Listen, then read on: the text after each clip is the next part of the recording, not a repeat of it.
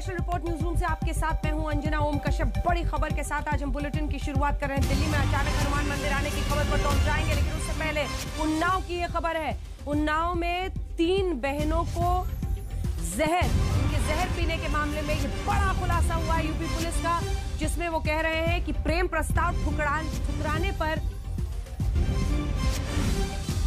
आरोपी विनय ने अपना जुर्म कबूला है और कहा है कीटनाशक देकर बच्चियों की हत्या की कोशिश की गई थी।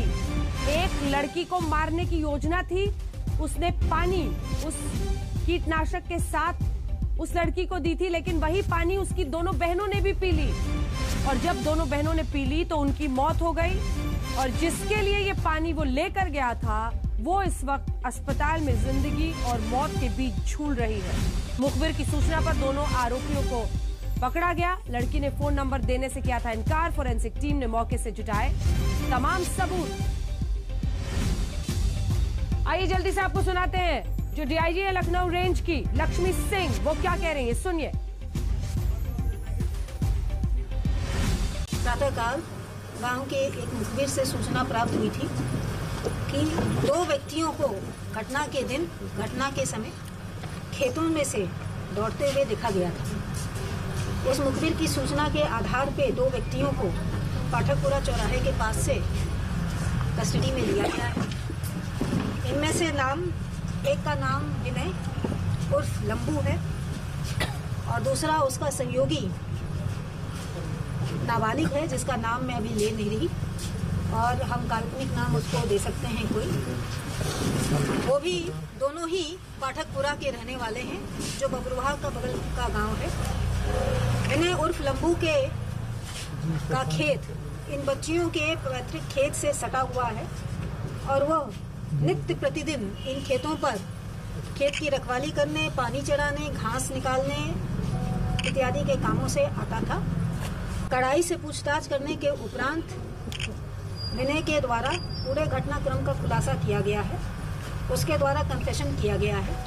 उसके कन्फेशन के मुताबिक लॉकडाउन के समय से उसका इनमें से एक बच्ची के साथ अच्छी दोस्ती हो गई थी।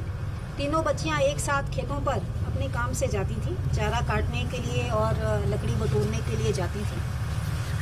उसे इनके दिन प्रतिदिन की क्रियाओं के बारे में मालूम था। वो भी उस हिसाब से अपने खेत पर जाता था। खेतों पर ही बैठ के दोनों आपस में बात करते थे।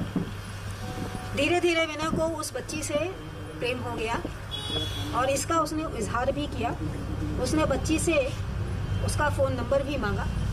लड़की द्वारा अपना फ़ोन नंबर देने से मना कर दिया गया और इससे प्रेम के इजहार को भी नकार दिया गया, जिससे रुष्ट होकर उसने पहले उस पर दबाव डालने की कोशिश की कि वो बार बार प्रपोजल देने से संभवतः या चिट्ठी भेजने से संभवतः लड़की स्वीकार कर लेगी। लड़की द्वारा अपना नंबर देने से मना करने के उपरांत ईर्ष्यावश उसके द्वारा ये घटना कारित की गई है। तो लक्ष्मी सिंह आईजी लखनऊ रेंज को आपने सुना, वो बता रही है एक तरफा प्रेम में किस तरह से इस घटना को अंजाम दिया गया। पूरे देश में इसकी चर्चा थी बीते दिन। 3 बहनें घर से निकलती हैं कहीं जाने को और 3 घंटे के अंदर तीनों बेहोश। उसके बाद 2 की मौके पर मौत हो जाती है और एक बहन अस्पताल में जिंदगी मौत के बीच झूल रही है।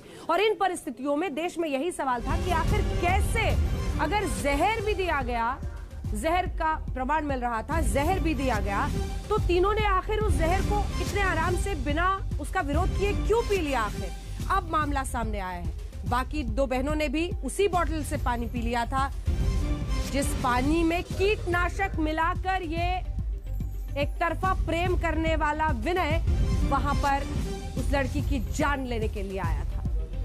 अब ये जानकारी आने के बाद और भी हड़कंप है पूरे मामले में। आप सोचिए, कल्पना कीजिए किस तरह से एक तरफा प्रेम में कोई व्यक्ति इस तरह के अपराध को अंजाम देता है। मतलब एक तरफा प्रेम में जिस तरह की वो चाहत रखता था, वो पूरा ना होने पर बोतल के पानी में कीटनाशक मिलाकर लड़की को दे दिया ताकि उसकी मौत हो जाए।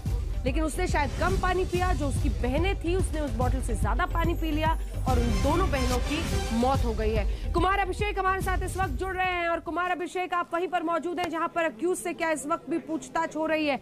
सवाल यह है कि एक तरफा प्रेम में ऐसा जघन्य अपराध, पानी कीटनाशक वाला, लेकिन अभी वो लड़की अस्पताल में है। बाकी दो बहनें जिन्होंने ये पानी पी लिया था वो अब इस दुनिया में नहीं है। अभिषेक। बिल्कुल अंजना, और यही सबसे बड़ी विडंबना भी है कि जिस लड़की के साथ एक तरफा प्यार की बात की गई और विनय नाम का वो लड़का जिसने कि इस कांड को अंजाम दिया था, वो पुलिस के हत्थे आज चढ़ा है। मुखबिर के द्वारा बताया गया कि सबसे पहले उसे भागते हुए देखा गया और उसने ये साजिश रची थी, क्योंकि लॉकडाउन के वक्त से ही इनका आपस में प्रेम संबंध था, लेकिन उसकी कुछ ऐसी मांगे थी जो वो लड़की लगातार नकार रही थी और आक्रोश में आकर, गुस्से में आकर उसने इसे अंजाम दिया है। लेकिन जिस लड़की को वो मारना चाहता था वो इस वक्त कानपुर के अस्पताल में जिंदगी और मौत से जूझ रही है। हालांकि ये बताया जा रहा है कि अब स्थिति थोड़ी बेहतर हो रही है। जब वो सामने आएगी तो और भी खुलासे होंगे। लेकिन दो लड़कियां जो उनकी सहेली थी, उनके परिवार की थी, उन दोनों लड़कियों की मौत हो गई। और ये मौत सिर्फ इसलिए हुई क्योंकि जिस नमकीन के साथ जहरीला पदार्थ उसने लड़की को पिलाया था, जिससे वो एक तरफा प्यार करता था, अब दोनों लड़कियों ने उसी जगह पर उसी पानी को पिया था और उसी जगह पर उसकी मौत हुई। इस लड़के ने उसके बाद खेत में इन तीनों लड़कियों को एक जगह करके और उसके बाद भागने की कोशिश की और तब आज जब ये पूरा का पूरा खुलासा हुआ है तो ये प्रेम प्रसंग में, एक तरफा प्यार में ये 3 मौतें हुई हैं।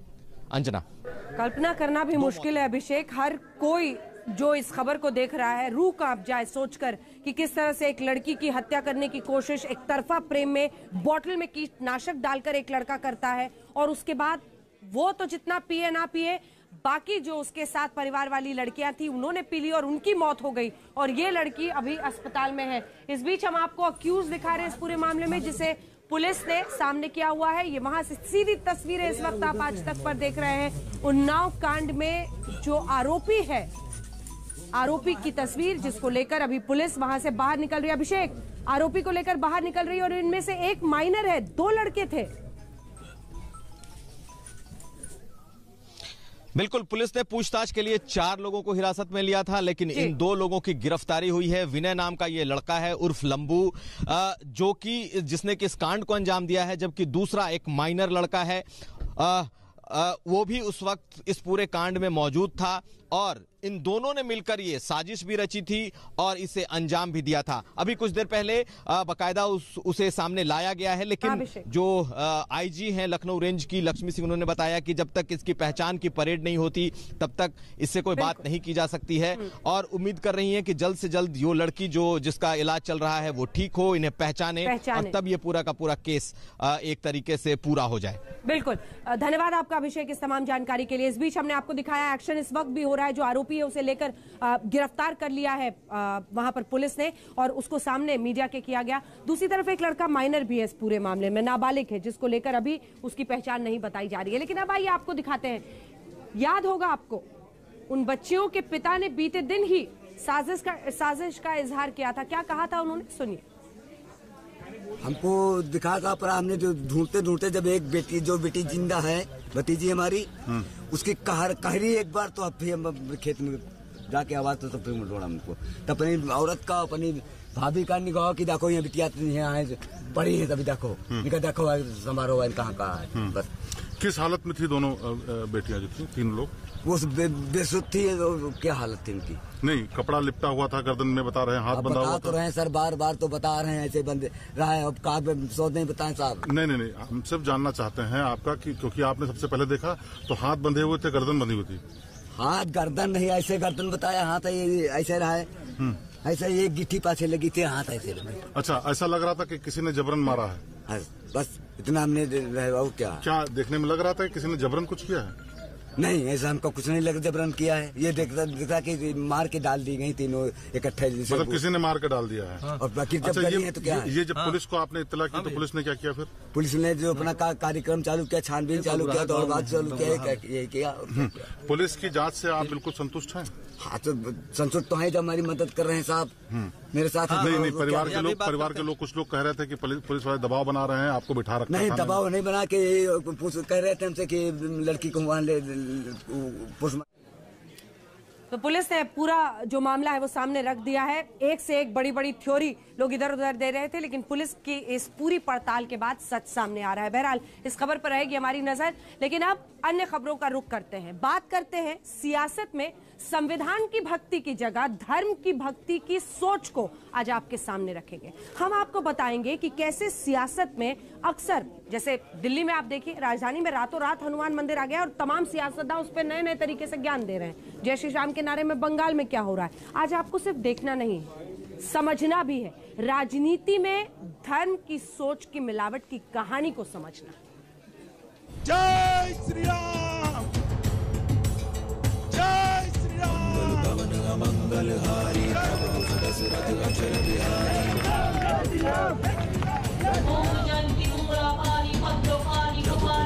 सदा चले आई, प्राण जाए पर वचन न जाई। राजनीति के धर्मकरण वाले मॉडल का विश्लेषण।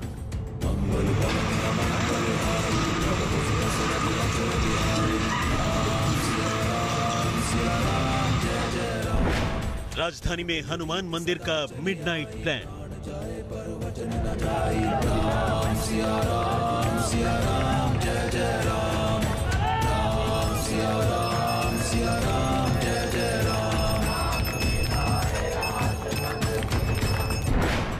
बंगाल में जय श्री राम वाला सियासी चश्मा।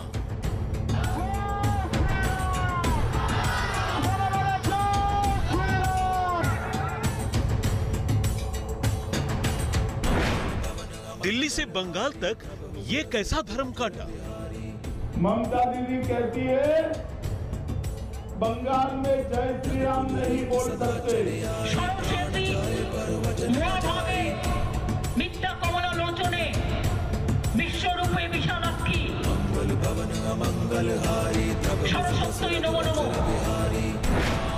वोट बैंक के वास्ते धर्म वाले कितने रास्ते। रघुकुल रीत सदा चले आई, प्राण जाए पर वचन न जाई। राम सिया राम, सिया राम, जय जय राम। ममता दीदी भी जय श्री राम बोलती हो जाएगी, आप चिंता मत करिए। आज राजनीति के उस चश्मे की बात जो वोटर को लाभ और हानि के तराजू पर तौलते हैं। धर्म के आगे विकास की विचारधारा से समझौता करते हैं। धर्म वाले चुनावी नफा नुकसान की कसौटी पर अपने फैसलों को कसते हैं। अभी हनुमान मंदिर होके आ रहे हैं और हनुमान जी सबका भला करेंगे। जय श्री राम, जय श्री राम, जय श्री राम, जय श्री राम। आज दिल्ली में हनुमान मंदिर का मध्य रात्रि में प्रकट हो जाना उसी सियासी मॉडल का नतीजा है। वही मॉडल जो दिल्ली में जय हनुमान वाली सॉफ्ट हिंदुत्व का प्रयोग है, तो बंगाल में होने वाले चुनाव का सबसे बड़ा मुद्दा वहां के विकास कार्य नहीं, जय श्री राम का धार्मिक एंगल है। आज दिल्ली से लेकर बंगाल तक हम आपको कुछ चेहरों की पॉलिटिक्स का सच दिखाएंगे, आपको समझाएंगे कि आखिर सॉफ्ट हिंदुत्व की लाइन किसे पसंद है। देश संविधान से चलता है, कायदे कानून से चलता है, लेकिन रातों रात राजधानी दिल्ली में हनुमान मंदिर का प्रकट हो जाने के बाद कई सारे सवाल खड़े हो रहे हैं। दरअसल 3 फरवरी को ही हाईकोर्ट के आदेश पर इस मंदिर को, उसकी इमारत को तोड़ा गया था, लेकिन रातों रात इस मंदिर का फिर से प्रकट हो जाना कई सवाल खड़े कर रहा है।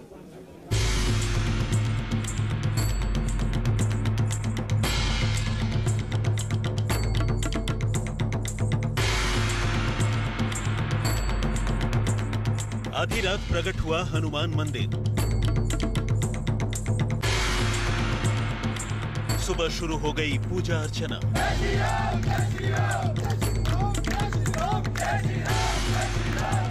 भक्ति में लीन हनुमान भक्त।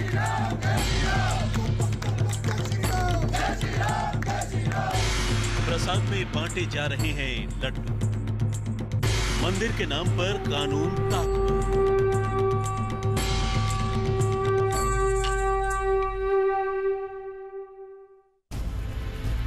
तस्वीरें दिल्ली के चांदनी चौक की हैं, जहां शुक्रवार की सुबह लोहे और स्टील का हनुमान मंदिर रखा हुआ मिला।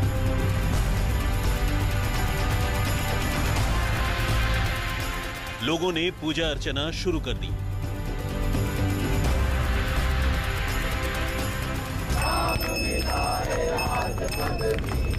हनुमान चालीसा का पाठ हुआ, जय श्री राम के नारे लगे। दिल्ली बीजेपी के बड़े बड़े नेता हनुमान मंदिर में हाजिरी लगाने तक पहुंच गए। चांदनी चौक में सरकार उस समय चाहती मंदिर को बचा सकती थी, लेकिन अब जो यहाँ की जनता ने, हमारे श्रद्धालुओं ने जो मंदिर की स्थापना की है, इसकी भव्यता और बढ़नी चाहिए। बहुत सी ऐसी चीजें स्थापित हैं जो शायद उनके ब्यूटिफिकेशन के मैप में नहीं होंगी, लेकिन हनुमान जी यहाँ विराजते थे, आज के नहीं, वो सैकड़ों साल से विराजते थे। खुशी का कोई सिहाना नहीं है। आज पूरे पुरानी दिल्ली क्षेत्र के अंदर सबके चेहरे पे दोबारा से मुस्कान आ गई है। दुर्गम काज जगत के देते, सुगम अनुग्रह तुम रहते थे। जो हनुमान जी सबके दुर्गम काज को ठीक करता है, तो उनके काज तो अपना भी संभलेंगे। मंदिर दर्शन के बाद पॉलिटिक्स में पाप और पश्चाताप की सियासी परिभाषा आपने सुनी। अब हनुमान मंदिर पर हो रही राजनीति को समझिए। 2 तारीख, 2 तस्वीरें और दिल्ली के चांदनी चौक की चौंकाने वाली कहानी। 3 जनवरी को मंदिर गिरा दिया गया था, तो 19 फरवरी को रातों रात मंदिर प्रकट हो गया, पूजा अर्चना शुरू हो गई। लेकिन जो मंदिर जमींदोज हो गया, वही आधी रात को प्रकट कैसे हुआ? आज इन तस्वीरों के पीछे की इनसाइड स्टोरी आपके सामने होगी। चांदनी चौक में पिछले महीने यानी जनवरी की 3 तारीख को तब विवाद हो गया था, जब बीचों बीच सड़क पर बने एक मंदिर को एमसीडी ने डिमोलिश कर दिया। और वो हुआ यूं कि हाई कोर्ट का आदेश था कि उस मंदिर को इंक्रोचमेंट माना गया था, यानी वो ऐसी जगह पर था जो बीचों बीच सड़क पर था, पब्लिक प्लेस था। अब हम आपको वो तस्वीर दिखाते हैं जहां पर ये मंदिर दोबारा बनाया गया है, लेकिन पहले हम दिखाएंगे वो पुरानी जगह जहां पहले मंदिर हुआ करता था। वहां पर टेंट खड़ा है, उसके अंदर फिलहाल कोई मूर्ति नहीं लगाई गई है, लेकिन उसके साथ ही यानी जो बीच वाले वर्ज पर महज कुछ मीटर की दूरी पर एक नया स्ट्रक्चर खड़ा किया गया है, जिसके अंदर मूर्ति स्थापित की गई है। हमने मौके पर मौजूद पुजारी से पूछा कि मंदिर कैसे बना, तो सुनिए उनका जवाब। प्रभु की कृपा हुई है, जो भी कुछ इन पब्लिक का ये पूरा था, तो ये पंजा बाबा को यही स्थापित होना है, यही हो गए। आदेश पहले भी नहीं था और अब भी नहीं है। मतलब 60 साल से मंदिर पहले बना हुआ था, उसके किसी को कोई तकलीफ नहीं हुई, उस मंदिर को तोड़ दिया गया।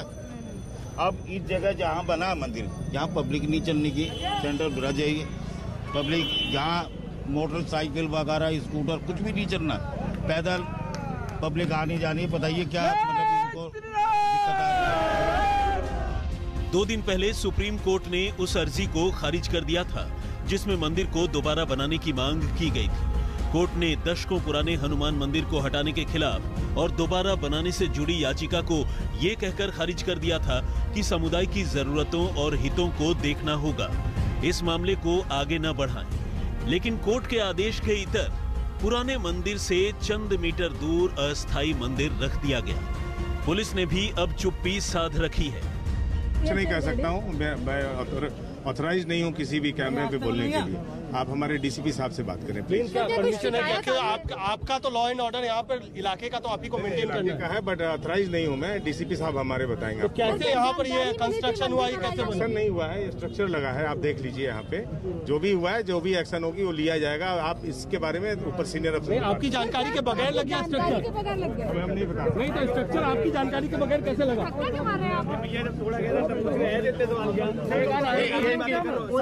जानकारी के बगैर यहाँ पे स्ट्रक्चर कैसे लगा? क्या पुलिस को जानकारी नहीं लगी इसके बारे में? इनको जानकारी थोड़ी। चलो भाई, यहाँ पे जो पीछे कराइए सब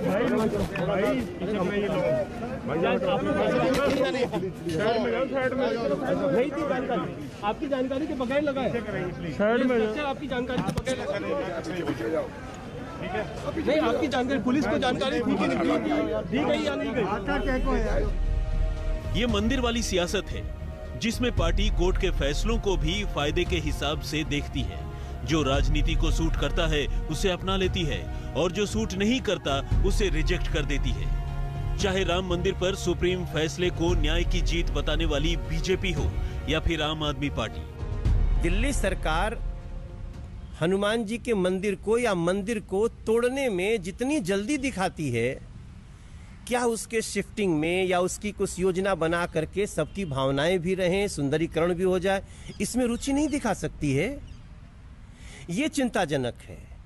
अब नागरिकों ने हनुमान जी का मंदिर सुने आज फिर से स्थापित कर लिया। मैंने पता किया तो पता चला वो ऐसी जगह पे है जहां से यातायात को कोई बाधा नहीं है। लेकिन आखिर नागरिक इतने उद्वेलित क्यों हुए? मुझे पता चला कि वहाँ पे मंदिर बन गया है, तो मैं भी कल जाऊंगा, वहाँ पे पूजा पाठ करूंगा और वहाँ पे जाकर प्रभु राम का, प्रभु हनुमान जी की स्तुति करूंगा और वहाँ पे जाके पूजा पाठ करेंगे। चांदनी चौक का जब रीडेवलपमेंट प्रोग्राम हो रहा था, उसके अंदर इन्होंने ये सोचा ये जो मंदिर है वो रीडेवलपमेंट में बाधा है, जबकि रीडेवलपमेंट का मतलब केजरीवाल जी और बीजेपी को नहीं पता था। रीडेवलपमेंट किस चीज के थी? वो चांदनी चौक की संस्कृति की रीडेवलपमेंट थी। लेकिन दिक्कत क्या है, केजरीवाल जी दिल्ली वाले तो है नहीं, दिल्ली की जनता ने उनको जरूर पलकों पे बिठाया है, लेकिन वो दिल्ली की संस्कृति नहीं जानते। वक्त का तकाजा है कि सिद्धांतों की राजनीति में सही को सही और गलत को गलत कहने वाले बहुत कम हैं। आज नेताओं की आंखों पर वोट बैंक की ऐसी पट्टी बंधी है कि सियासी फायदे की गणित ने मुंह पर ताला लगा दिया। कुमार कुणाल, दिल्ली, आज तक। तो हनुमान मंदिर रातों रात सामने आ गया, लेकिन वो बवाल जो पश्चिम बंगाल का है, आज तक के खास कार्यक्रम, पसंदीदा कार्यक्रम जो आपका है सीधी बात, उसमें पश्चिम बंगाल के राज्यपाल धनखड़ ने कहा है कि जितने भी सरकारी कर्मचारी हैं वो सरकार के एजेंट हैं। जगदीप धनखड़, पश्चिम बंगाल के राज्यपाल, ने गंभीर आरोप लगाया है। ये पूरी बातचीत कल रात 8 बजे आप देखेंगे आज तक पर। टीएमसी वर्कर की तरह काम कर रही है, पूरा का पूरा जो सिस्टम है, जो सरकारी अमला है। जल्दी से आपको सुना देते हैं क्या कहा है, एक हिस्सा आपको दिखा रहे हैं। ये आपका विश्वास है ना कि लॉ एनफोर्समेंट, आपने लिख दिया ट्विटर के अंदर, आपने कहीं जाकर के लिख दिया कि Bengal police trying to cover up BJP leaders murder. ये तो ओपिनियन है ना। सुनिए, थोड़ी जानकारी कीजिए, कुछ समय बंगाल में बिताइए, आपको पता लगेगा ह्यूमन राइट्स का वायलेशन किस पराकाष्ठा पर है। ह्यूमन राइट्स कमीशन का चेयरमैन रिटायर्ड चीफ जस्टिस है कलकत्ता हाईकोर्ट का, वो कहता है मुझे और सार्वजनिक रूप से कि मेरा कमीशन आईसीयू में है, मेरा कमीशन वेंटिलेटर पर है। प्रभु चावला जी ने देखा होगा बलविंदर का, दैट सिख जेंटलमैन, उसके वीडियो देखे होंगे, उस आदमी की पृष्ठभूमि देखी होगी, उस आदमी ने कितना संयम रखा, उसके साथ क्या नहीं हुआ। वो हमारे ह्यूमन राइट वायलेशन का पोस्टर बॉय बन गया है। जब यहाँ पर आकर मुझे राजभवन में एक माँ कहती है अपनी बेटी के साथ, मेरी बेटी के साथ ये हो गया, उसके आंसू नहीं थमते हैं। आप समझते हो क्या राज्यपाल निर्दयी हो जाएगा? मैं इलाके में जाता हूँ, फिर पूरी जानकारी करता हूँ। इतना जो पॉलिटिकल वायलेंस हम देख रहे हैं, आप थोड़ा सा स्टेप आउट कीजिए। Sir, we have only political workers as public servants, they are committed public servants to political outfit, they have become stakeholders in politics. As a matter of fact, public servant frontline political worker का काम कर रहे हैं। Sir, राज्यपाल का संकट देखिए, भारत के संविधान के तहत वो शपथ लेकर क्या नहीं कर्मचारी तनख्वाह सरकार से ले रहे हैं, काम कर रहे हैं रूलिंग पार्टी का। काम नहीं, फ्रंटलाइन वर्कर्स, सरकारी धन, सरकारी दफ्तर, सरकारी पद, राजनीति के लिए इतने बड़े स्टेक होल्डर हो गए हैं। कोर्ट में जाते क्यों नहीं यहाँ पर? Sir, why should you take me helpless? जिस आदमी को भारत का संविधान कह रहा है कि आपसे हमें उम्मीद है कि आप कॉन्स्टिट्यूशन को प्रिजर्व, प्रोटेक्ट, डिफेंड करोगे। I am not weak, I am not rubber stamp, I am not post office. Can I fiddle in Rajbhavan as Nero was when Rome was burning? I cannot, sir.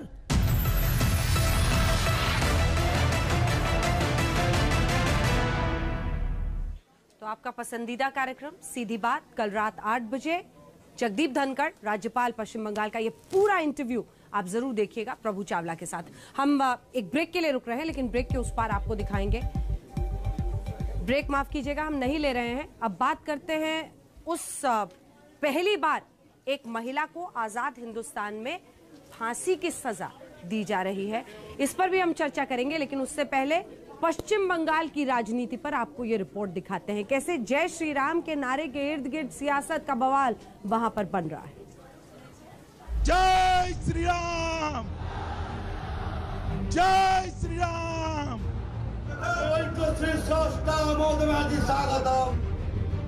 आज बंगाल की सियासत में विरासत की खूब चर्चा हुई। बंगाली अस्मिता और सॉफ्ट हिंदुत्व पर चुनाव लड़ रही ममता बनर्जी के गढ़ में प्रधानमंत्री मोदी और गृह मंत्री अमित शाह ने हुंकार भरी। आज प्रधानमंत्री ने विश्व भारती विश्वविद्यालय के दीक्षांत समारोह में वीडियो कॉन्फ्रेंसिंग के जरिए युवाओं को बड़ा मैसेज दिया।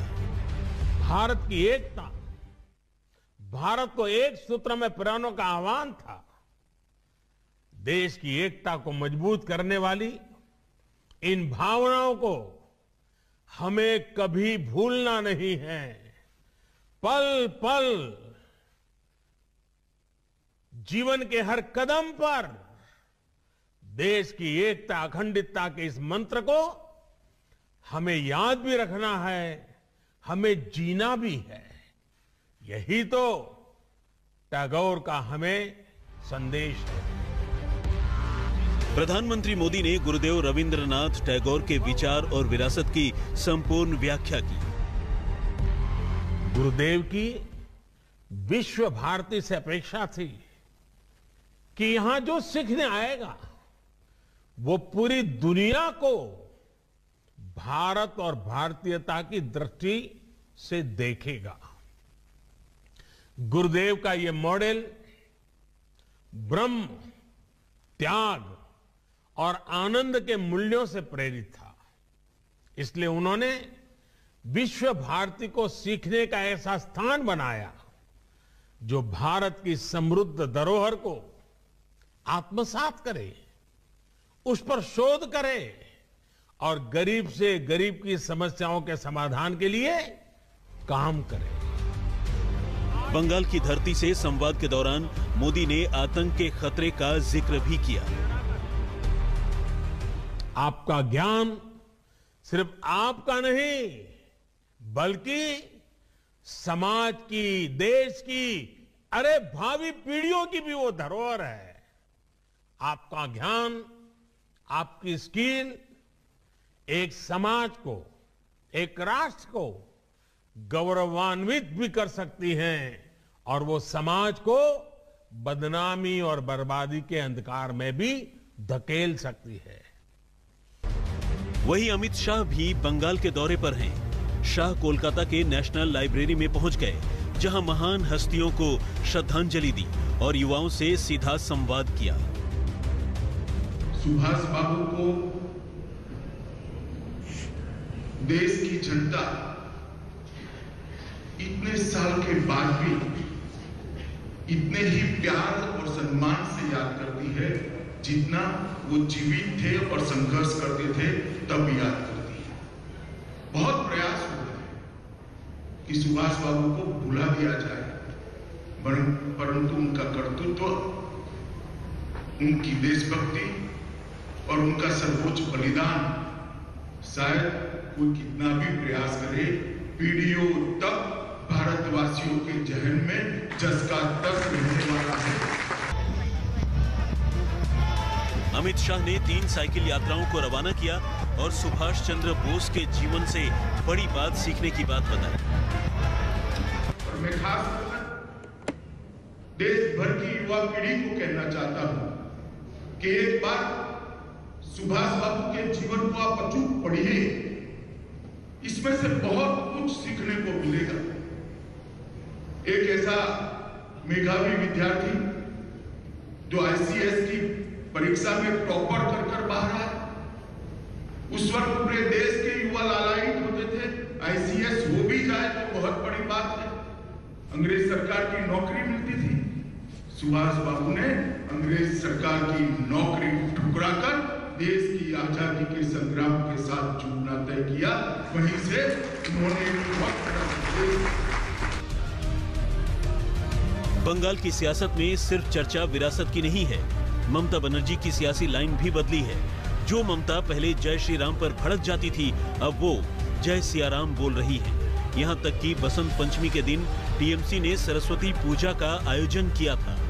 यानी सियासी अखाड़े में जीत के लिए हर दांव आजमाया जाता है और वो बंगाल में आप साफ देख सकते हैं। इंद्रजीत कुंडू, कोलकाता, आज तक। तो राजनीति में धर्म की इस मिलावट के प्रयोग पर क्या सोचना है, आप तय कीजिए। ब्रेक हम नहीं ले रहे हैं आज, सीधा नजर इस वक्त की सुर्खियों पर डाल रहे हैं। आपको दिखाते हैं हेडलाइंस। आजाद हिंदुस्तान में पहली बार एक महिला को फांसी लगने वाली है। जी हां, अपनी इस रिपोर्ट में हम आपको दिखाएंगे शबनम की पूरी कहानी। अपने माता पिता, अपने भाई बहन सबकी हत्या करने वाली शबनम को फांसी की सजा सुनाई गई है। कैसे तैयारी चल रही है जेल में, इसकी इंतजार है डेथ वारंट का, देखिए।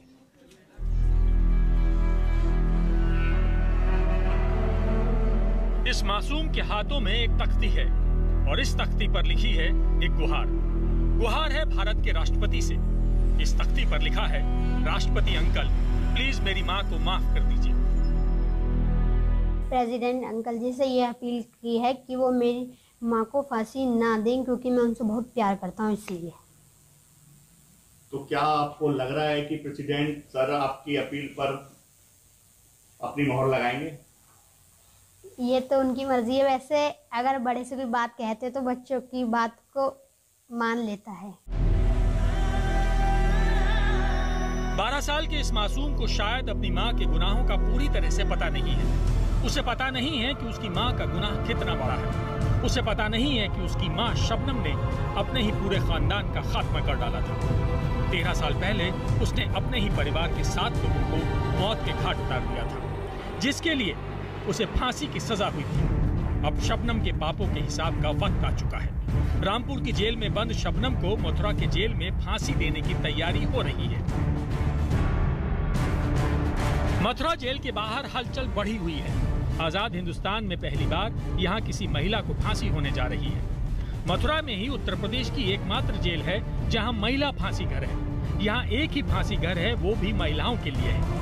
मथुरा जेल में 1870 में इस फांसी घर को बनाया गया था। महिला फांसी घर का पूरा अहाता करीब 400 वर्ग मीटर का है, लेकिन 1947 से लेकर अब तक किसी भी महिला को फांसी नहीं दी गई है। आजादी के बाद देश में पहली बार किसी महिला को फांसी हो सकती है, और अगर फांसी होगी तो वो होगी मथुरा के जिला कारागार में, क्योंकि पूरे प्रदेश में सिर्फ एकमात्र ये जेल है जहाँ पर महिलाओं के लिए फांसी घर बनाया गया है। ये फांसी घर उसी वक्त बनाया गया था जब अंग्रेजों ने इस जेल को बनाया था। यहाँ पर सिर्फ एक फांसी घर है और महिलाओं के लिए है, और अगर यहाँ के किसी कैदी को, अगर किसी पुरुष कैदी को फांसी की सजा होती है तो उसे दूसरे जेलों में भेजा जाता है। मथुरा जेल के महिला फांसी घर में चूंकि दशकों से कोई फांसी नहीं हुई है, लिहाजा यहाँ फांसी घर जीर्ण शीर्ण हालत में पड़ा है। हमारे हाथ मथुरा जेल के फांसी घर की एक्सक्लूसिव तस्वीरें लगी है, जिसमें आप उसकी हालत का अंदाजा लगा सकते हैं। क्योंकि यहाँ पर कभी फांसी हुई नहीं, महिलाओं की फांसी घर है, और जब से देश आजाद हुआ है आज तक किसी महिला को फांसी हुई नहीं है। इसलिए जो महिला का फांसी घर है उसकी जो हालात हैं, वो तख्ता फिलहाल जो है वो गल चुका है, लीवर मौजूद नहीं है। मेरठ से पवन जल्लाद यहाँ पर पहुंचा था और उसने ये सारी चीजें देख करके प्रशासन से बात की। जेल प्रशासन अब इन कमियों को दूर कर रहा है। कितना बड़ा एरिया है जो फांसी घर का एरिया है, और जेल के किस तरफ है वो, अगर आप इधर से बता दो। बाहर के मेन बाल जो है ये सन 2000 में मतलब जो बनी है, और इससे पहले भी एक जो मेन बाल थी उसके अगर मतलब सन 2000 से पहले की आप स्थिति पे जाएं तो उस समय जेल के कैंपस के वो बाहर का मतलब आता था। हाँ, क्योंकि ब्रिटिश टाइम में जो है कभी भी जेल का जो फांसी घर का आता होता था तो वो जेल के बाहर ही पृथक होता था। अंदर जहाँ पे है वहाँ पे आप गए हैं कभी? हाँ गए। बिजली है वहाँ? हाँ, बिजली के बल्ब वगैरह लगे हुए हैं। बाहर की तरफ मेन बाल पे लाइट लगाने जाते हैं तब देखते हैं। आपको बोला गया है कि वहाँ पे बिजली ठीक कर दीजिए, ठीक कर, ऐसी कुछ जानकारी दी है? बिजली तो हमेशा से ही मेन बाल पे रहती है, और वो मेन बाल कैंपस के पास में है, तो वहाँ पर लाइट वगैरह जो खराब होती है तो हम जाते हैं देखते हैं। पिछले दिनों मेरठ से पवन जल्लाद यहाँ फांसी घर का निरीक्षण करने आया था। इसमें क्या कमियां हैं, इसकी जानकारी भी वो जेल प्रशासन को दे चुका है। मैं गया था उधर देखने के लिए भी, मैं थोड़ा बहुत खराबी थी। मैं सर उनको मैं सुपरिटेंडेंट को बोला कि इसको ओके करा दीजिए, जैसे ओके करा देंगे और मैं चेक कर लूँगा आके बाद में। आपने क्या देखा था? बहुत तख्ते वक्ते में सही थे, थोड़े से जो तख्ते जर्जर थे थोड़े से, सारे मैंने को सही करते ना, बाकी सब ओके। मथुरा जेल में शबनम की फांसी की तैयारियों को लेकर जेल प्रशासन अपनी तैयारी कर रहा है, क्योंकि जिसे फांसी होती है उसके लिए भी जेल के कुछ नियम कायदे हैं। जिसे फांसी देनी होती है उसे पहले बाकी दूसरे कैदियों से अलग तन्हाई में रखना होता है। अगर शबनम को फांसी दी जानी होगी तो उसे पहले रामपुर से मथुरा जेल में शिफ्ट किया जाएगा। इसके बाद उसे पूरी सुरक्षा में तन्हाई में रखा जाएगा। तन्हाई से फांसी घर की दूरी करीब 200 मीटर के आसपास है। डेट वारंट आया है, उसके ट्रायल करूंगा, ट्रायल करके रास्ता चेक करना, तख्ते चेक करेंगे और लीवर फीवर ओके है सब। उसकी इस तरह की प्रतिक्रिया होती है। हालांकि मथुरा की जेल में 23 साल पहले अप्रैल 1998 में रामश्री नाम की एक महिला को फांसी की तैयारी की गई थी, लेकिन तत्कालीन राष्ट्रपति ने उस महिला की दया याचिका पर विचार करते हुए उसकी फांसी की सजा को उम्र कैद में तब्दील कर दिया था। कुछ नहीं, माहौल तो ऐसे ही नॉर्मल ही होता है, कोई ज्यादा खास नहीं होता है बंदियों में तो। अच्छा। हाँ। तो जो महिला कैदी हैं और जो पुरुष हैं वो तो अलग अलग रहते होंगे? वो तो अलग ही रहते हैं, अलग अलग बैठेंगे, अलग अलग आते हैं, उनके सबों के अलग अलग है। और जो फांसी घर है वहाँ कभी आप लोगों को जाने को मिला हो? हाँ, कभी कभी चक्कर लगा देते। किस तरीके का दिखता है, क्या है वहाँ? सही है, नॉर्मल ही है, कोई ऐसा कोई विशेष वो नहीं है। हाँ। जहाँ पे बैरक है वहाँ से कितनी दूर होगा जो महिलाओं का बैरक है? बैरक से तो काफी दूर है। हालांकि शबनम की फांसी की तारीख अभी तय नहीं है, अभी डेथ वारंट भी जारी नहीं किया गया है। अभी तो बस ये हुआ है कि राष्ट्रपति भवन से शबनम की दया याचिका खारिज हुई है, यानी फांसी का फरमान कभी भी आ सकता है। लिहाजा मथुरा जेल प्रशासन तैयारियों में जुटा हुआ है। शबनम की फांसी को लेकर अभी तक संशय बना हुआ है, लेकिन एकमात्र महिला फांसी घर वाला जेल मथुरा जेल अभी से तैयारियों में जुट गया है। यहाँ पर सरगर्मियां तेज हो गई हैं। जाहिर तौर पर किसी भी सरकारी आदेश के पहले जेल अपनी तैयारियां पूरी कर लेना चाहता है। अभिषेक मिश्रा और प्रदीप गुप्ता के साथ हिमांशु मिश्रा, मथुरा आज तक। अपने ही परिवार के 7 लोगों की हत्या। जी हाँ, एक बेमेल इश्क का जुनून। कहते हैं ना कि कुछ अपराध ऐसे होते हैं, कुछ गुनाह ऐसे होते हैं जिनकी कभी माफी नहीं मिल सकती। शबनम का गुनाह भी ऐसा ही था। एक बेमेल इश्क के जुनून में उसने अपने परिवार के, अपने माता पिता को कुल्हाड़ी से काट दिया। 11 साल के भतीजे का गला दबाने में भी उसका जमीर नहीं कांपा। थर्रा जाएंगे आप शबनम की ये कहानी देखकर।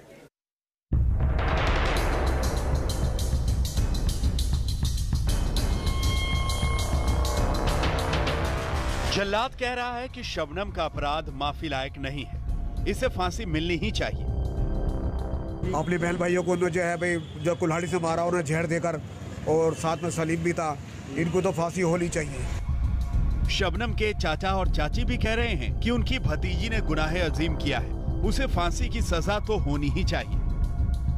तुरंत ही मार देते तो सही रहते, वैसे हो पर सरकार ने इतने दिनों पाल दी है आराम से, पूछताछ करने के लिए हर तरह से जीना इसका कोई अच्छा ना चाहता। गांव वाले, रिश्तेदार, कोई गांव वाले, रिश्तेदार, पूरा क्षेत्र यही चाह रहा है कि ये तो तुरंत ही मार देनी चाहिए थी, पर सरकार के ऑर्डर में हाँ सकता। शबनम के गांव वालों ने भी उसकी दया याचिका राष्ट्रपति भवन से खारिज होने के बाद राहत की सांस ली है। कहते हैं कि वो बेरहम माफी की हकदार नहीं है। ये करा वैसे उसको सजाएं मिलनी चाहिए, फांसी से कम तो कम सजा नहीं होनी चाहिए जिसने भी ये करा है। अगर शबनम ने करा तो उसकी हकदार है, बचनी नहीं चाहिए। जो इतना बड़ा कांड कि पूरे घर में किसी को ना भाई को, भावज को, माँ को या बाप को किसी को नहीं छोड़ा है, भतीजे किसी को नहीं छोड़ा है, तो उसे हकदार है कि फांसी लगनी चाहिए। आखिर क्या किया था शबनम ने? आखिर क्या था उसका गुनाह जिसके 13 साल बीत जाने के बाद भी हर कोई उसे फांसी के तख्ते पर झूलते हुए देखना चाहता है? इन सवालों के जवाब के लिए आपको चलना होगा 13 साल पीछे। तारीख 14 अप्रैल 2008। जगह अमरोहा का बावनखेड़ी। उस रात बावनखेड़ी के अध्यापक शौकत अली का परिवार खाना खाकर सोया हुआ था, इस बात से बेखबर कि इस रात में जो उन्होंने आंखें मूंदी हैं, वो आंखें अब कभी नहीं खुलेंगी। ये रात उनकी जिंदगी की आखिरी रात साबित होगी, क्योंकि जो खाना खाकर पूरा परिवार सोया था, उसमें उनकी इकलौती बेटी शबनम ने जहर मिला दिया था। खाने में जहर की वजह से पूरा परिवार बेहोश हो गया था। इसके बाद आधी रात शबनम ने अपने पति सलीम को बुलाया था। दोनों ने मिलकर परिवार के 7 लोगों की कुल्हाड़ी से गला काटकर हत्या कर दी थी। इसमें शबनम के माता पिता, 2 भाई, भाभी और बुआ की लड़की शामिल थी।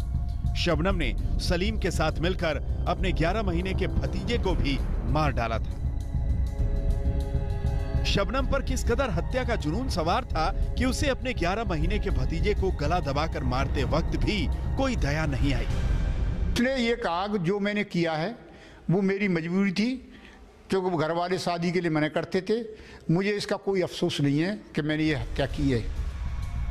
अपने परिवार के 7 लोगों की हत्या के बाद शबनम पुलिस को गुमराह करती रही। इस कांड ने पूरे देश को हिला दिया था। यूपी की तत्कालीन मुख्यमंत्री मायावती तक भी इस कांड की धमक पहुंची थी। मायावती ने शबनम को 5 लाख रुपए की मदद का ऐलान किया था, लेकिन इस बीच पुलिस ने जब छानबीन पूरी की और शबनम से कड़ाई से पूछताछ की, तो उसने अपना जुर्म कबूल कर लिया। पूछताछ में उसने पूरा बता दिया कि इससे मेरा प्रेम चल रहा था, मैं शादी करना चाहता था, ये भी तैयार थी, लेकिन इसके घर वाले राजी नहीं थे। और तो हम लोगों ने दोनों ने प्रोग्राम बना करके ये घटना की। शबनम ने अपने परिवार का खात्मा आखिर क्यों कर डाला? जब आप इसे जानेंगे तो आपकी रूह कांप जाएगी। शबनम 2 विषयों में एमए है और उसका अफेयर 8वीं क्लास पास सलीम से हो गया था। शबनम प्राइमरी स्कूल में पढ़ाती थी, उसी दौरान सलीम से उसका अफेयर हो गया था। इस दौरान शबनम प्रेग्नेंट हो गई। शबनम ने अपने पिता से सलीम से शादी की बात की, जिससे उन्होंने मना कर दिया। इसके बाद शबनम। इसी के साथ स्पेशल रिपोर्ट में इतना ही। देश दुनिया की बाकी खबरों के लिए आप देखते रहिए आज तक।